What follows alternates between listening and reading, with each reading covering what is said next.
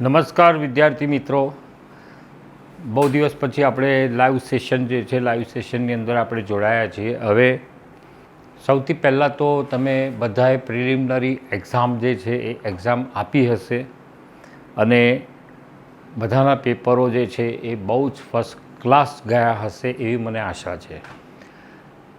સૌથી પહેલી વસ્તુ તો તમે બધાએ જે દેવસત્ય પેપર સેટ જે છે એની બાબતને તમે ધ્યાનમાં રાખી હશે અને ઘણા બધા પ્રશ્નો જે છે એ પ્રશ્નો તમને એમાંથી બી પૂછાયેલા છે.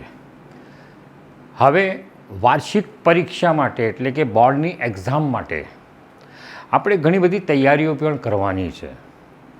હવે એ જે બી તૈયારીઓ છે એ તૈયારીઓ કરવા માટે આપણને બોર્ડે પેપર સ્ટાઇલ્સ જે છે એ પેપર સ્ટાઇલ પણ આપી છે, બધાને મળી પણ હશે.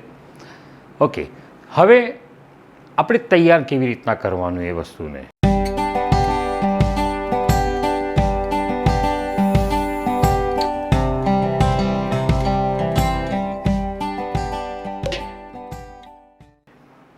તો વધુમાં વધુ માર્ક્સ આપણે જો લેવા હોય સામાજિક વિજ્ઞાનમાં તો સૌથી પહેલી વસ્તુ તો જે બી આપણા ઓબ્જેક્ટિવ ક્વેશ્ચન છે એ ઓબ્જેક્ટિવ ક્વેશ્ચન્સને તમારે બહુ સરળતાથી, બહુ ઇઝીલી, કોઈ પણ વસ્તુ ખોટી ના પડવી જોઈએ તો એ પ્રશ્નોને તમે એ પ્રમાણે તૈયાર કરો. રાઇટિંગ પ્રેક્ટિસ જે છે, રાઇટિંગ પ્રેક્ટિસ અત્યારે તમારી પાસે હોવી જોઈએ. ઝડપથી વસ્તુને લખવાની કોશિશ કરો, ઉતાવળ ના કરો. ઝડપથી લખવાનું એટલે એવું નથી કહેતો કે ભાઈ ઉતાવળ કરવાની, ઝડપથી લખી નાખવાનું, એવું નથી કરવાનું. બહુ શાંતિથી એ વસ્તુને આપણે કરવાની છે. હવે આજે જે છે એ આપણે કેમ ભેગા થયા? તો અહીંયા ભેગા થવા પાછળનું એક કારણ છે કે બોર્ડ જે છે, બોર્ડે આપણને એક નમૂનાનું પેપર આપેલું છે જે બધાને ખબર છે.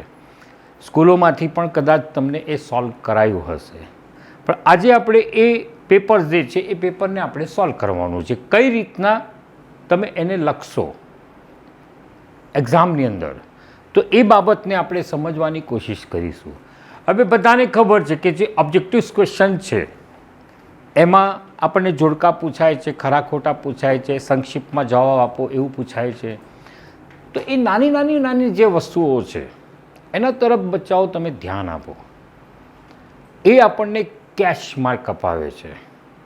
અને જ્યારે તમને એક્ઝામની અંદર તમે બેસો છો અને એ 24 માર્ક્સનું કોન્ફિડન્સ તમારામાં આવે છે તો ખરેખર હું તો એવું કહું છું કે એ વિદ્યાર્થી જે છે એ વિદ્યાર્થી એ 80 માર્ક્સના પેપરમાં બહુ જ સહેલાઈથી 80માંથી 80 પણ લઈ શકે છે. આ મને ખબર છે. તો આજે આપણે એ પેપર જે છે એ પેપરની દીકરાઓ શરૂઆત કરીશું. આવા ઘણા બધા લાઈવ સેશન જે છે એ આપણે કરીશું પણ ખરા બોર્ડની એક્ઝામ પહેલાં. તો તમને પણ ખ્યાલ આવશે કે ભાઈ જુદા જુદા પ્રકારના જે જોડકા છે કે જુદા જુદા પ્રકારના ખરા ખોટા છે કઈ રીતના આપણી સામે આવશે અને આપણે એને કઈ રીતના એપ્લાય કરવાનું છે. ઓકે, તો આપણે પહેલું પેપર જે છે એ પહેલું પેપર આપણે સ્ટાર્ટ કરીશું. ચાલો, પહેલાં પેપરની અંદર જે છે તમને જોડકું આપેલું છે અને દરેકનો 1 ગુણ. હવે આવા આપણને 24 પ્રશ્નો પૂછશે અને એ 24 પ્રશ્નો જે છે એ બહુ ધ્યાનપૂર્વક આપણે કરવાના છે. રાઈટ? ચાલો, પહેલાં આપણે જોડકાને જોઈશું કે ભાઈ ધોળાવીરા આપણને આપેલું છે, પછી જરીકામ છે, કાઝીરંગા છે, બોક્સાઇટ છે, વિશ્વ વ્યાપાર જે છે વિશ્વ વ્યાપાર સંગઠન પણ છે. તો આ જોડકા જે છે એ જોડકાની આપણને એ સાઈડ આપેલી છે. આપણે એ જોડકાને ગોઠવવાના છે. બહુ જ સરળ જોડકું છે, બરાબર? તો ચાલો, પહેલી વસ્તુ આપણે જોઈએ કે ધોળાવીરા. જેણે લેસન વાંચ્યા હશે એ વ્યક્તિઓને આ બધી જ વસ્તુ બહુ જ સરળ લાગશે. ચાલો, ધોળાવીરા જે છે એ ધોળાવીરા માટે આપણે ક્યાં જઈશું? તો કે કચ્છ જિલ્લો. રાઈટ? કચ્છ જિલ્લો, ધોળાવીરા જે છે એ કચ્છ જિલ્લો આવશે. ઓકે, ચાલો, પછી જરીકામ.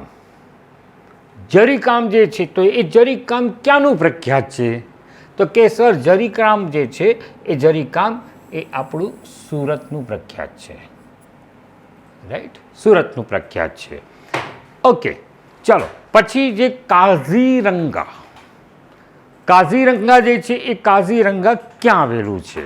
તો એ બી આપણને ખબર છે કે ભાઈ કાઝીરંગા જે છે એ કાઝીરંગા આવેલું છે અસમ, રાઈટ, અસમમાં કાઝીરંગા જે છે એ આવેલું છે. ઓકે, ચાલો પછી બોક્સાઇટ.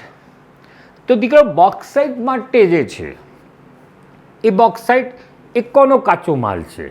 તો આપણને ખબર છે કે બોક્સાઇટ જે છે એ બોક્સાઇટ એલ્યુમિનિયમ માટેનો કાચો માલ છે. તો આપણે બોક્સાઇટ જે છે તો એ બોક્સાઇટ માટે આપણે શું જઈશું? તો કે એલ્યુમિનિયમ.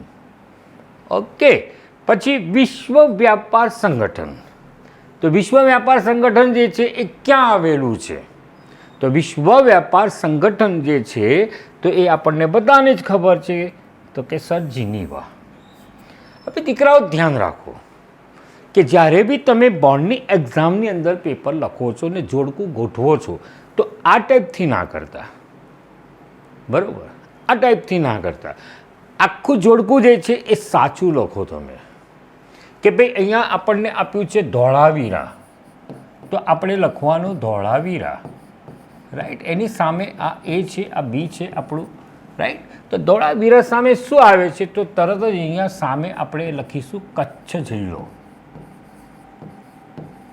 સાચો આન્સર લખો, આળસ બિલકુલ ના કરતા, બરાબર, બધાને ખ્યાલ આવ્યો હશે.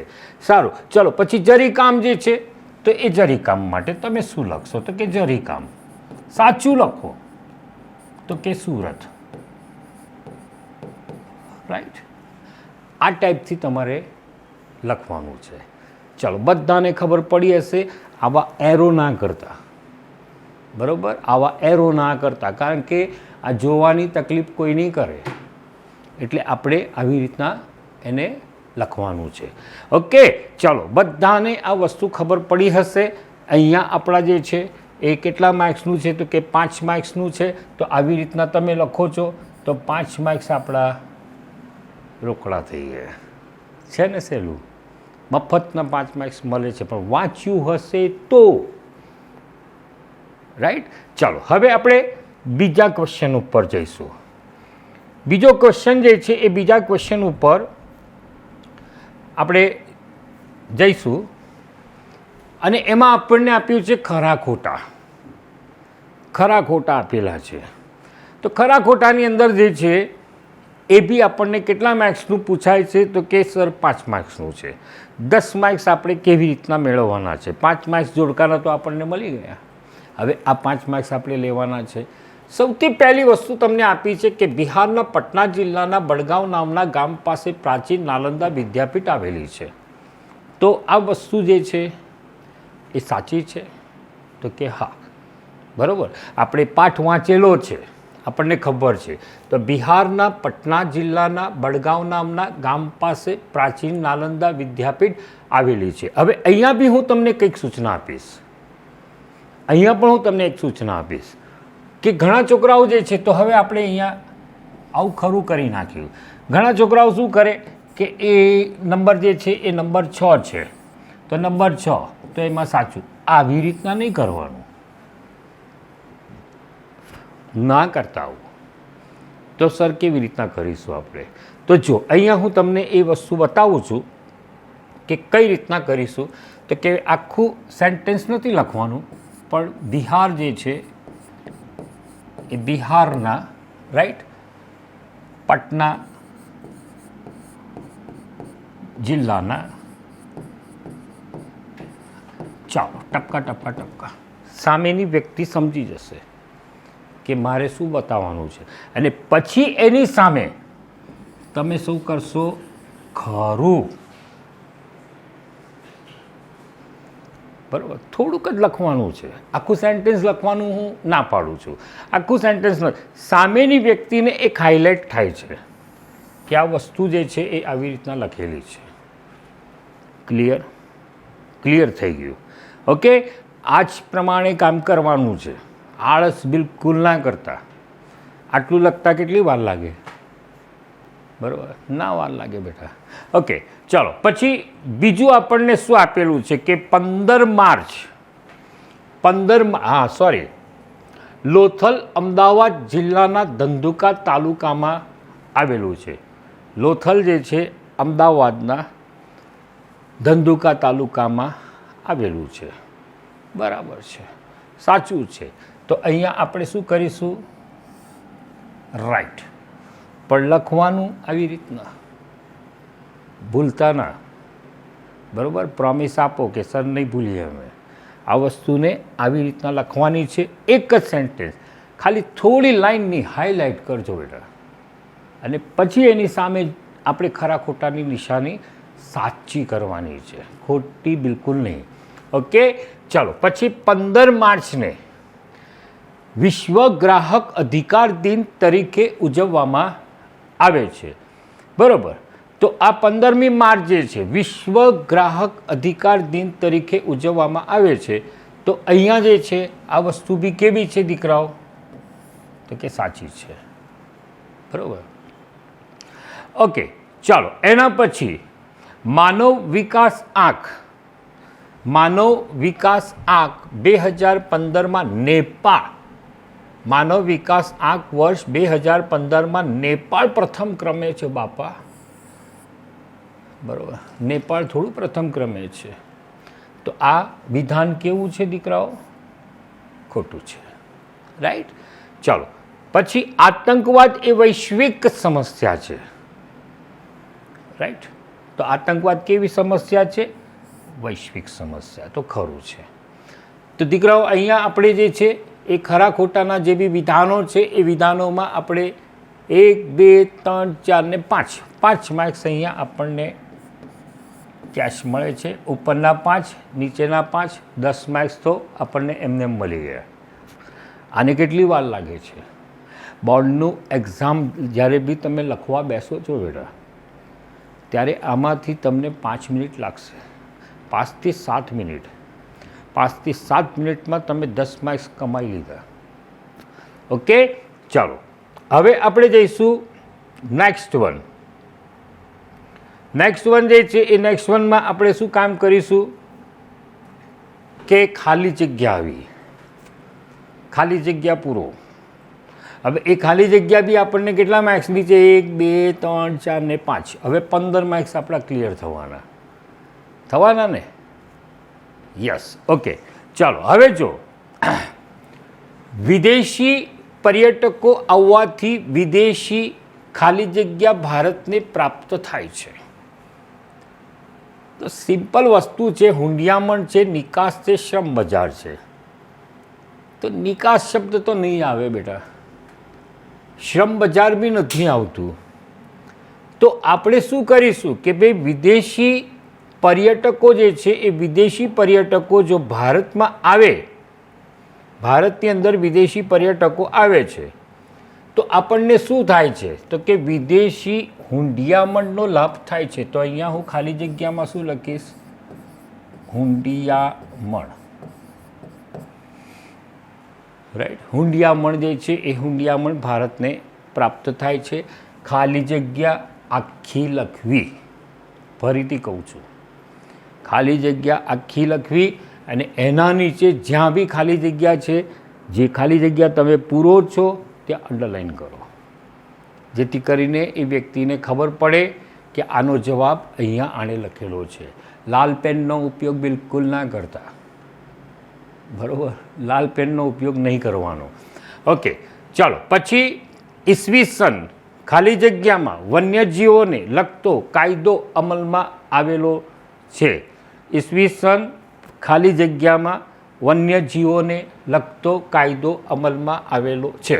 તો આપણને ખબર છે 1940, પછી 1972, 1952.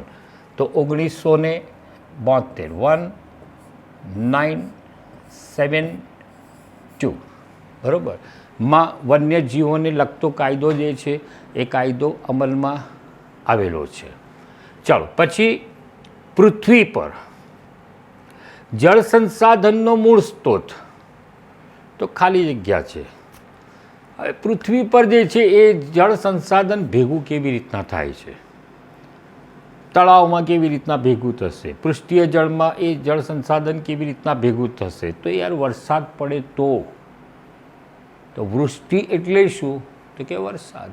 તો અહીંયા આપણો આન્સર શું આવશે, વૃષ્ટિ. બરાબર, વૃષ્ટિ. તો જો પૃથ્વી પર જળ સંસાધનનો મૂળ સ્ત્રોત શું છે, તો કે વૃષ્ટિ છે. પછી કાવેરી નદીમાંથી ખાલી જગ્યા નામે જાણીતી નહેરનું નિર્માણ 2જી સદીમાં થયું હતું. તો પૂર્વીય યમુના છે, ગ્રેન્ડ એનિકટ છે અને ગોદાવરી છે. તો કાવેરી નદી જે છે એ કાવેરી નદીમાંથી કઈ યોજનાનું નિર્માણ થયું, આ ખાલી જગ્યા ઘણી વખત બોર્ડમાં પૂછાયેલી છે. તો અહીંયા હું એનો આન્સર લખીશ, ગ્રેન્ડ એનિકટ નામે જાણીતી નહેરનું નિર્માણ 2જી સદીમાં થયેલું છે. ચાલો પછી ખાલી જગ્યાની રેલવે દુર્ગમ પર્વતીય વિસ્તારોમાં સુરંગો ખોદી માર્ગ બનાવી શ્રેષ્ઠ ઇજનેરીનું કૌશલ્ય જે છે એ કૌશલ્ય બતાવેલું છે. તો દીકરાઓ ભારત દેશની અંદર જે છે એ મહારાષ્ટ્રની અંદર આવેલું જે કોંકણ નામનો જે વિસ્તાર છે એ આખો પર્વતીય વિસ્તાર છે. બરાબર, આખો પર્વતીય વિસ્તાર હતો. હવે એ કોંકણ જે છે એ કોંકણમાં એ પર્વતીય વિસ્તારોમાં સુરંગો ખોદીને, બરાબર, સુરંગો ખોદીને એમાંથી રેલવે લાઈન બહાર કાઢેલી છે. તો અહીંયા જે છે એ આન્સર શું આવશે દીકરાઓ, તો કે કોંકણ. ઓકે, ચાલો બધાને ખ્યાલ આવી ગયો હશે. આ ખાલી જગ્યાઓ જે છે એ ખાલી જગ્યાઓની અંદર એટલે આપણા 15 માર્ક્સ તો એમને એમ ક્લિયર થઈ ગયા દીકરો. બોલો શું અઘરું લાગે છે આપણને? બિલકુલ નહીં. ચાલો હવે નેક્સ્ટ વસ્તુ પર આપણે જઈશું. હવે જો દીકરાઓ અહીંયા જે છે એ આપણને એક થોડું અટપટું જોડકું આપેલું છે કે ઘણી વખત જે છે એ વિદ્યાર્થીઓને ખ્યાલ નથી આવતો કે ભાઈ આ જોડકાની અંદર આપણે કામ કેવી રીતના કરવાનું. તો બહુ સિમ્પલ વસ્તુ છે કે દાખલા તરીકે હવે હું આ લખવા માટે બેઠો છું, મને ખ્યાલ નથી આવતો, મને અમુક વસ્તુ ખબર છે, અમુક વસ્તુ નથી ખબર, તો આપણે શું કરીશું? ચલો ના બી યાદ આવે, ઘણી વખત ના પણ યાદ આવે આપણને, તો આપણે કામ શું કરીશું? અહીંયા આપણને 4 ઓપ્શન આપેલા છે. બરાબર, 4 ઓપ્શન તમને આપેલા છે. તો ચલો મને પહેલાં છત્રપતિ શિવાજી મહારાજ સંગ્રહાલય દેખાયું. તો છત્રપતિ શિવાજી મહારાજ સંગ્રહાલય જે છે તો એ યાર મુંબઈમાં જ હોય ને યાર, એટલે મુંબઈ. અહીંયા હું જોઉં છું ત્રીજામાં એ ક્યાં છે, બરાબર, તો એક જ મિનિટમાં ઝડપાઈ ગઈ વસ્તુ. આ રહ્યું ત્રીજામાં એ. ઓકે, ચાલો પછી હેમચંદ્રાચાર્ય ગ્રંથાલય. હેમચંદ્રાચાર્ય ગ્રંથાલય જે છે તો એ ગ્રંથાલય ક્યાં છે? તો ચલો ભારતીય હેમચંદ્રાચાર્ય ગ્રંથાલય જે છે તો એ પાટણની અંદર છે કે ક્યાં છે? તો કે હા પાટણમાં જ છે. તો ચલો 1ની અંદર આપણે આ સી છે તો એ ક્યાં છે? તો કે આ રહ્યું, આ એક મળી ગયું. ઓકે, ત્રીજામાં એ જે છે તો એ મને મળી ગયું. ઓકે, ચલો હજુ આપણે સોલ્યુશન નથી કાઢ્યું, બરાબર. ઓકે, ચલો એના પછી ભારતીય સંગ્રહાલય. તો ભારતીય સંગ્રહાલય જે છે એ ભારતીય સંગ્રહાલય ક્યાં આવેલું છે? તો કે ભારતીય સંગ્રહાલય જે છે એ કોલકાતામાં છે. ચલો હવે અહીંયા જો બહુ ધ્યાનથી તમે જુઓ કે પહેલાંની અંદર આપણે લખ્યું સી. ઓકે, પછી બીજાની અંદર આપણે બાકી છે, હજુ આપણે નથી ભર્યું, પણ ત્રીજામાં એ. તો મને આ ઓપ્શન જે છે ને એ સાચું લાગે છે. હજુ પણ આપણે ક્લિયરિટી કરીશું બેટા. ચલો ચોથા નંબરની અંદર આપણે જોઈશું કે રાષ્ટ્રીય માનવ સંગ્રહાલય. તો રાષ્ટ્રીય માનવ સંગ્રહાલય જે છે એ ભોપાલમાં આવેલું છે. તો આપણી આ આખી વસ્તુ જે છે એ કેવી થઈ ગઈ? ક્લિયર થઈ ગઈ. ઓકે, આવા પ્રકારના જોડકા આપણને પૂછાય તો ગભરાવાની જરૂર નથી. તો આ 3 ઓપ્શન કેવા છે? તો કે ખોટા છે. બરાબર, આ ઓપ્શન સાચું છે. તો હવે આનો આન્સર તમે કેવી રીતના લખશો? તો એનો આન્સર તમે આ જ રીતના લખશો. બરાબર, કે 1ની અંદર સી છે, ઓકે, બીજાની અંદર જે છે તો એ ડી છે, પછી ત્રીજાની અંદર જે છે તો એ છે, અને ચોથાની અંદર જે છે તો કે એ બી છે. ઓકે, આ આન્સર આવી રીતના લખજો. સરસ, ચલો હવે નેક્સ્ટ વન આપણે જઈશું. નેક્સ્ટ વનની અંદર જે છે એ તમને શું આપેલું છે કે વર્ગખંડમાં ખેત તલાવડી વિશે વિદ્યાર્થીઓની ચર્ચા દરમિયાન રજૂ થયેલું કયું વિધાન જે છે એ કયું વિધાન એ યોગ્ય છે? બહુ મસ્ત વસ્તુ પૂછી છે આપણને. તો જય શું કહે છે કે તે પીવા યોગ્ય પાણીની પ્રાપ્તિનું મહત્વનું સંસાધન છે.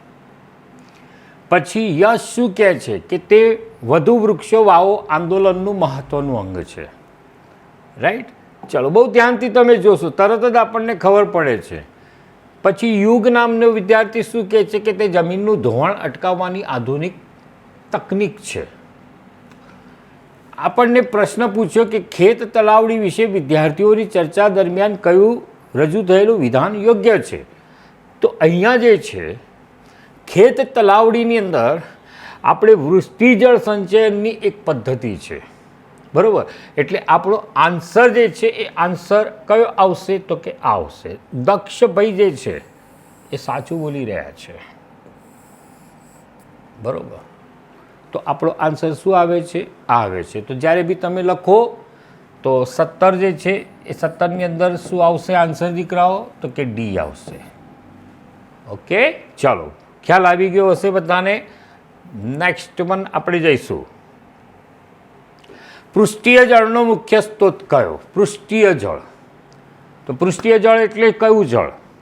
તો કે પૃષ્ઠીય જળનો અર્થ શું થાય છે કે જે જમીન પરથી જે પાણી જે છે એ પાણી આપણું વહી રહ્યું છે. બરાબર, તો પૃષ્ઠીય જળ જે છે એ પૃષ્ઠીય જળનો મુખ્ય સ્ત્રોત ક્યાંથી પૃષ્ઠીય જળ ભેગું થાય છે? બરાબર, પૃષ્ઠીય જળ જે છે એ પૃષ્ઠીય જળ આપણને ભેગું ક્યાંથી થાય છે?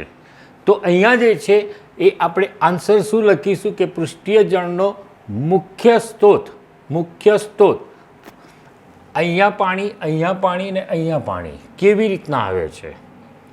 તો અહીંયા વૃષ્ટિ આવશે. વૃષ્ટિ એટલે શું? વરસાદ થાય છે. ઘણા છોકરાઓ જે છે નદીઓ પણ લખે છે. બરાબર, નદીઓ પણ લખે છે. રાઈટ, એટલે પૃષ્ઠીય જળનો મુખ્ય સ્ત્રોત જે છે એ મુખ્ય સ્ત્રોત એ શું આવશે? તો કે વૃષ્ટિ આવશે. ચલો, આર્થિક રીતે ભારત દેશ કેવો છે? તો વિકસિત દેશ તો ના આવે. બરાબર, કારણ કે એ વ્યાખ્યાની અંદર આપણે આવતા જ નથી. વિકસિત દેશની જે વ્યાખ્યા આવે છે તો એની અંદર આપણે સમાવેશ થતો જ નથી. આપણો દેશ પછાત બી નથી. આપણો દેશ ગરીબ તો છે, પણ અહીંયા અર્થતંત્ર અર્થશાસ્ત્રની દૃષ્ટિએ ભારત દેશ કેવો દેશ છે? તો કે વિકાસશીલ દેશ છે. તો આપણો આન્સર શું આવશે? સી, વિકાસશીલ દેશ. ઓકે, પછી પશુપાલન વ્યવસાયનો સમાવેશ અર્થતંત્રના કયા વિભાગમાં કરવામાં આવે છે? પશુપાલન. તો આપેલ ત્રણેય આપેલું છે. ના યાર, ખોટું જ છે ને એ. બરાબર, સેવા ક્ષેત્ર થોડું આવે. સેવા ક્ષેત્રમાં કઈ બાબતનો સમાવેશ થાય છે આપણને ખબર છે. રાઈટ, પછી માધ્યમિક ક્ષેત્ર ઉત્પાદન જે છે એ ઉત્પાદન થાય છે, પણ એના ઉપર પ્રક્રિયા થોડી થાય છે, નથી થતી. એટલે આપણો આન્સર શું આવશે? તો કે પ્રાથમિક ક્ષેત્ર. તો અહીંયા પશુપાલન વ્યવસાયનો સમાવેશ જે છે અર્થતંત્રના કયા વિભાગમાં કરવામાં આવે છે? કે પ્રાથમિક ક્ષેત્રની અંદર. ઓકે, ચાલો બધાને ખ્યાલ આવી ગયો હશે. સરસ, ચલો હવે નેક્સ્ટ વસ્તુ આપણે જોઈશું. ખાલી શબ્દ આપણે લખવાનો છે. બરાબર, સંક્ષિપ્તમાં જવાબ આપો. સંક્ષિપ્તની અંદર આપણે જવાબ જે છે એ જવાબ આપવાનો છે. તો આપણે કેવી રીતના લખીશું?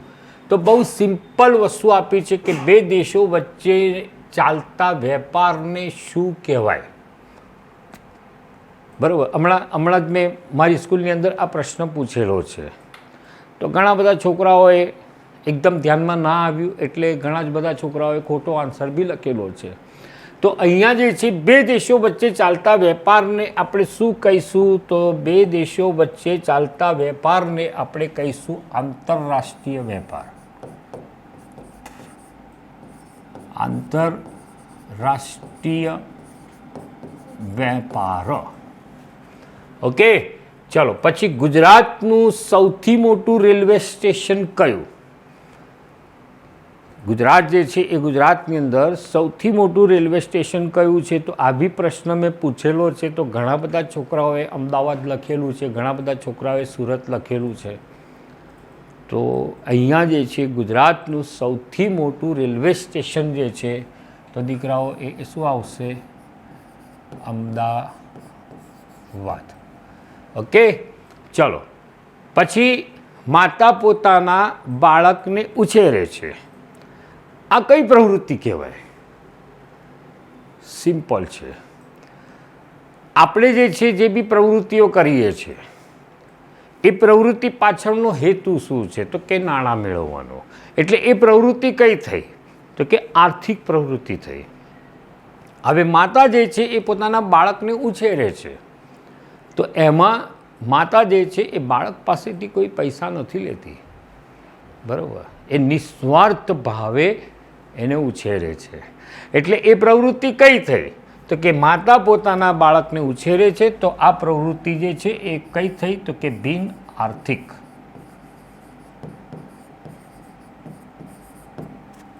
બિન આર્થિક પ્રવૃત્તિ જે છે એ પ્રવૃત્તિ કહેવાય છે. પછી સેવા ક્ષેત્ર જે છે એ સેવા ક્ષેત્રમાં કઈ સેવાઓનો સમાવેશ થાય છે? તો અહીંયા બધી સેવાઓ જે છે એ સેવાઓ વિશે તમારે લખવાનું છે. તો સેવા ક્ષેત્રની અંદર એક તો આવશે વ્યાપાર, પછી સંદેશા વ્યવહાર,